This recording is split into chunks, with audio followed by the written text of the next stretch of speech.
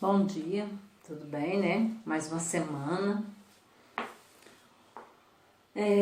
Nossas aulas vai até o dia 30, né? Então nós estamos aí entrando, bem dizer, na nossa última semana, porque na semana que vem acho que é segunda e terça só. Então, hoje nós temos português, ciências e história. Na nossa aula de português, na página 151, você vai recordar o que é uma lenda. Lembra que é um conto que vai passando de geração a geração? E que é bem falado quando é o folclore, quando a gente comemora o folclore, que um conta a lenda do Saci Pererê, que o outro conta a lenda dos indígenas, a lenda da mandioca, né? Então tem várias lendas. Mas a lenda que é para você pesquisar e escrever é uma lenda que fala, que aborda o assunto sobre cooperação. Então você coloca lá no Google lendas que aborda o tema sobre cooperação. Você vai escolher uma e vai reescrever ela. Não vai dar para fazer aqui porque o espaço é pequeno, né? Então você faça no seu caderno, faz o cabeçalho, coloca a lenda tal, atividade da página 151 do livro. E aí você faz a cópia dela. Faz a leitura primeiro e depois a cópia. Tá bom? Então é bem simples o que você tem que fazer na aula de português. Combinado? Então na nossa aula de ciência, você abre o seu livro na página 116. Então, as plantas e o meio ambiente. E aí nós vamos ler até a página 120. As plantas e o meio ambiente. A relação das plantas com o meio ambiente e com outros seres vivos é muito restrita, em virtude de elas não possuírem os sentidos presentes nos animais. Entretanto, é possível observar que as plantas percebem a mudança da luminosidade do ambiente, identificam o sentido vertical, procuram a água. Algumas espécies são sensíveis ao toque, outras conseguem mover suas folhas. A percepção da luminosidade do ambiente pelas plantas é conhecido como fototropismo. Por causa dele, é possível observar que as plantas seguem a luminosidade. Basta analisar como uma planta cresce num ambiente com apenas uma fonte de luz.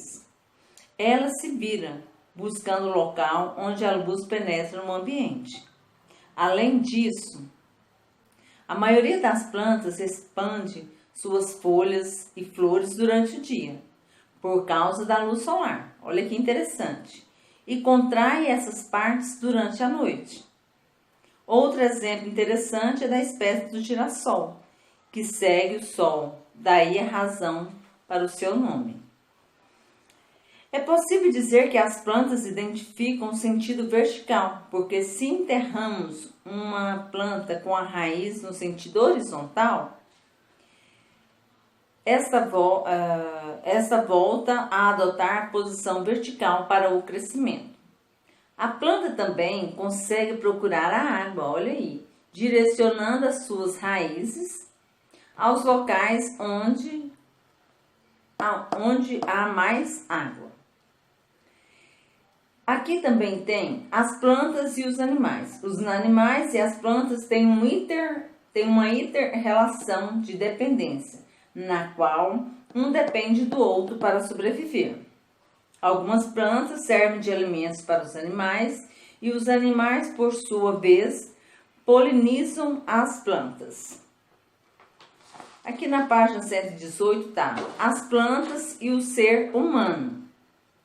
A maioria das plantas é muito útil ao homem. Eles são recursos naturais dos quais nós, humanos, e os animais herbívoros depende de várias situações, por isso é muito importante utilizá-las de maneiras adequadas. Gente, quem nunca tomou um chazinho para uma dor de barriga, uma dor no estômago, uma dor de cabeça, né? Ou estava muito gripada, a mãe fez um chá com as plantas para poder, com mel, adoçando com mel para tomar, né? Então, o chá, olha aí para você ver. Aqui tem para você um quadro: alimentação, frutas, verduras, legumes, cereais. Industriais, perfumes, bebidas, tudo extraído. Sucos, chás, medicamentos, né, que é extraído das plantas, remédios, chás com plantas medicinais, artesanatos, bijuterias, redes, chapéus, né, cesto e etc. Lembra que quando a gente estudou sobre os indígenas, eles tinham os cestos que eles faziam, várias coisas que eles utilizavam? E na página 119 tem um quadro: observa-se erguer uma lista de algumas plantas que são tóxicas. Então, não pode fazer o chá. E tem umas aqui que muitas das vezes a gente se depara com elas. Então, é bom que vocês aprendam sobre esse assunto. Qual delas são tóxicas para nós, né? E aqui na página 120, olha para você ver. Não são só os animais que estão em extinção. As plantas também. Muitas plantas se encontram em extinção. Por esse motivo existem as reservas florestais, que impede a ação danosa do homem. A devastação das matas é considerada uma das causas do desequilíbrio ecológico. Claro que nós falamos de, quando a gente fala em planta, a gente vem logo numa flor, né? Alguma planta mais menor. Mas aqui abaixo está falando do pau-brasil, que está em extinção. Sorriso de Maria, que é lindo, uma rosinha. Nem sabia que esse era o nome dela. A palmeira, pinheiro do Paraná e rabo de galo. Esse aqui eu conheço. Devemos respeitar e valorizar os ambientes nos quais encontramos espécies de planta, favorecendo o equilíbrio ecológico e garantindo a sobrevivência dos outros seres vivos. Aí você vai fazer os exercícios da página 121 a 124, ok? Pesquisando no texto, tá, gente? Então, faça uma leitura novamente, que eu li só algumas partes, mas que você faça a leitura completa e responda essas questões.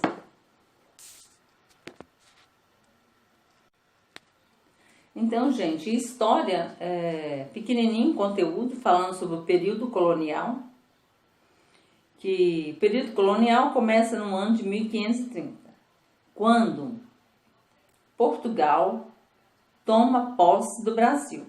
Esse período se estende até 1822, quando é proclamada a independência do Brasil. Com esse período é caracterizado pelas lutas entre europeus e indígenas e pelo processo de escravidão dos africanos que foram trazidos para a lavoura cana-de-açúcar, para trabalhar na lavoura. A valorização da produção açucareira aumentava a procura por escravos por volta do século XVI. O açúcar era considerado artigo de luxo na Europa e vendido por gramas nas farmácias. A cultura da cana-de-açúcar foi responsável pelo povoamento do litoral brasileiro e pela fixação dos colonos na terra. No período colonial, muitas cidades foram fundadas, crescendo posteriormente graças ao campo e à venda da produção local. Desses recursos principais foram a cana-de-açúcar, o gado, o ouro e o café. O período colonial foi o mais extenso da nossa história e foi nele que muitas revoltas aconteceram pela insatisfação com o domínio português e a cobrança de impostos.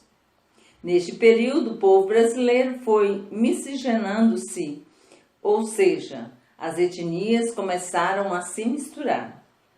Então, aqui tem duas imagens para você indígenas vivendo despreocupadamente, e Engenho, pinturas de Franz Post. Então aqui tem essa leitura desse texto e somente a página 104 para você responder, tá bom? Então faça novamente a leitura e pesquisa as respostas aqui. Até amanhã. Deus abençoe vocês. Tenha uma tarde abençoada.